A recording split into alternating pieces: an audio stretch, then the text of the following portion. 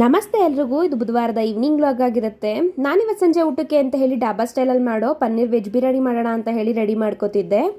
So ಅದಕ್ಕೆ ಅಂತ ಹೇಳಿ ಒಂದು ಜಾರ್ಗೆ ಒಂದು ಸ್ವಲ್ಪ ಬೆಳ್ಳುಳ್ಳಿ, ಹಸಿಮೆಣಸಿನ್ಕಾಯಿ, ಈರುಳ್ಳಿ, ಪುದೀನ ಹಾಕ್ಕೊಂಡು ನೀಟಾಗಿ ರುಬ್ಬಿಟ್ಕೊಳ್ಳೋಣ. ಅದಾದಮೇಲೆ ಗ್ಯಾಸ್ ಮೇಲೆ ಒಂದು ಕಡಾಯಿ ಇಟ್ಕೊಂಡು ಒಂದು ಸ್ವಲ್ಪ ತುಪ್ಪ ಮತ್ತು ಪನ್ನೀರ್ ಹಾಕ್ಕೊಂಡು ಒಂದು ಸ್ವಲ್ಪ ಚಿಲ್ಲಿ ಪೌಡ್ರು, ಅರಿಶಿನ, ಉಪ್ಪು ಹಾಕ್ಕೊಂಡು ಚೆನ್ನಾಗಿ ಫ್ರೈ ಮಾಡಿ ಇಟ್ಕೊಳ್ಳೋಣ.